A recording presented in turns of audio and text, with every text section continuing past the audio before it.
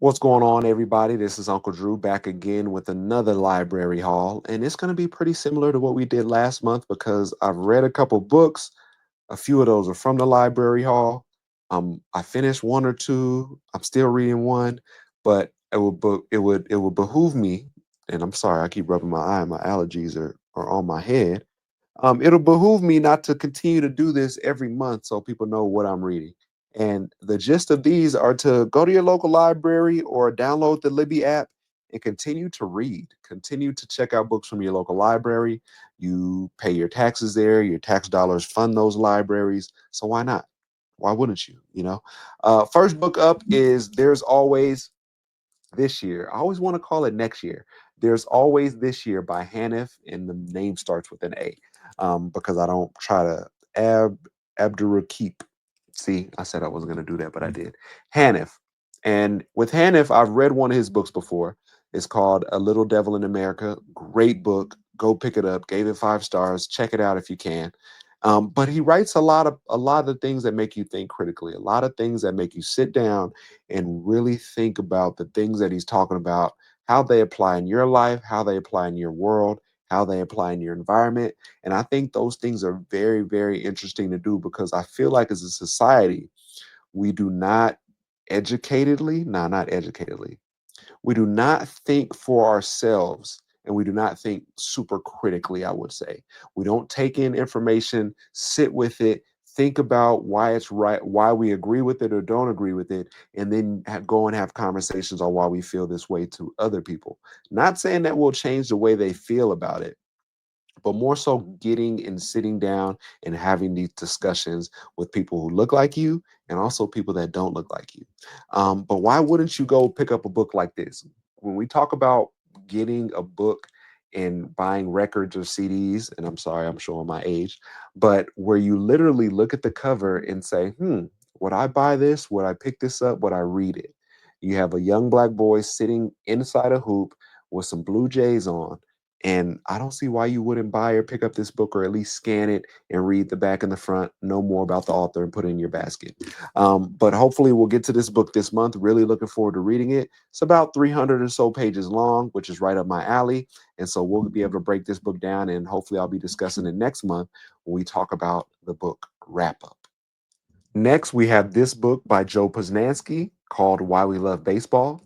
And Joe Posnanski is a great author. I read a book of his last year during football season called Why We Love Football.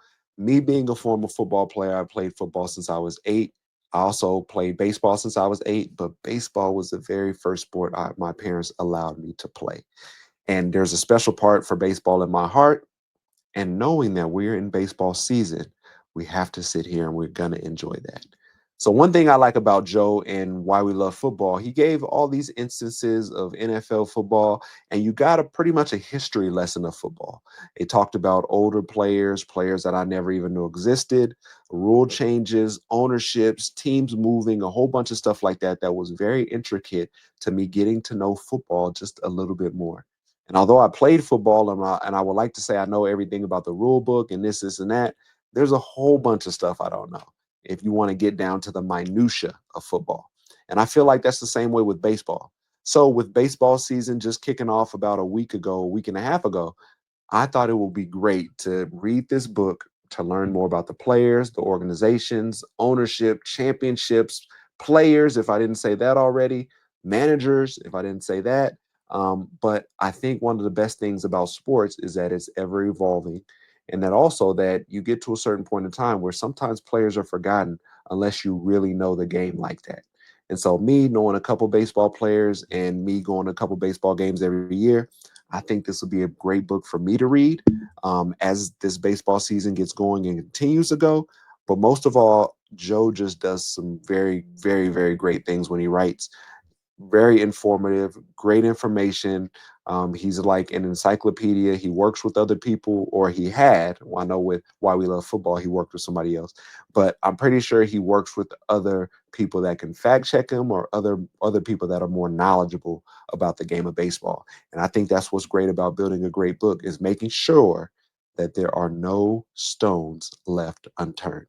So once again, that is Why We Love Baseball by Joe Posnanski. Next, we will move back into fiction, talking about Blacktop Wasteland by S.A. Cosby. Now, I've read a couple different works of S.A. Cosby as of late. All Sinners Bleed is in the works for me to read as well, but I really found that I really like his writing and I really like the way he writes. This year, the goal was to read more fiction and to read and get to know more Black authors. So, a guy like S.A. Cosby, Percival Everett, Colson Whitehead, a few guys that are on my list of more authors to read about. Toni Morrison's on that list as well. But I just feel like this is the next read in that series. One thing about getting books from the library, it depends on what's available. And using Libby and using all these other things to check out books, you can see where you're at in the queue. You can order the book. It'll show up to your library. They'll notify you. But more so than anything, I wanted to just keep checking out books. And the library will let you check out upwards of 10 to 15 if I'm correct. And I don't mean to sit here and hoard library books, but once I get them, if you give them back, you never know at what point they'll come back around to you. And so, like I said, S.A. Cosby's probably been one of my favorite authors to read his works as of late. He's witty. He makes very special and unique characters with very special and unique circumstances. And just the way he describes or he writes so descriptively makes me fall in love with his characters and his writing and keeps me on the edge of my seat when I'm reading. So that book is, once again, Blacktop Wasteland by S.A. Cosby. And last but not least, a book that I got from my mentor is called The Anxious Generation. And being a person who does a lot of work with the youth, with the younger generation, we have to make sure that we are in touch with what they're going through. Now, when I grew up, as many people, I probably got a phone in high school. And you now we're dealing with kids who have had a phone since probably the age of 4 or 5, had a constant release or escape from life, being bored at a store with their mom out and about. And we didn't have that. And so I feel like, not to dog them or down them or anything, but we're dealing with younger people that are operating on different circumstances, which is fine. But with the anxious generation, I'm sure this has to do with phones and the kind of effect that has on them on a day to day basis, with what they're going through, their relationships with friends, with brothers and sisters, with their parents, and also just with life. And you talk about social media and being able to see what everybody's flaunting versus what you don't have can't feel very good. So that's just me giving a gist of what I think the book is about. And on the front cover, it says how the great rewiring of childhood is causing an epidemic of mental illness. So, like I said, the rewiring of childhood, like I said, most of these kids are having a phone at 4 or 5 years old, or they're having iPads, or they're sitting in front of a computer a lot of the time, a lot of their hours in a day. And when I was growing up, we had a computer, but my mom would kick us out and tell us, don't come back here till the street lights come on. And if we didn't get back before the street lights came on, we got a whooping. So that wasn't fun. But outside of that, it's saying how it's the world is changing. And like I said, I'm just paraphrasing just off of what I see and what I've read from the back of the book. But my mentor sent me this book, and because I work with kids and I want to help the youth and help this younger generation, one of the ways to do that is to know what they're going through and what they're fighting against as well. So I'll look forward to reading this book and just opening it. It looks like it's right around roughly a little bit more than 300 pages, right around 300 pages, and that is right up my alley. But anything that deals with psychology, that deals with a little bit of sociology, that deals with a little bit of self help on what we can do as adults and as the older generation to help the younger generation, I am all about. So that is the last book I had to talk about, The Anxious Generation by Jonathan Haidt. Hopefully, I didn't mess up his name, Haidt. I'll look it up later. And once again, that is the monthly library haul for April.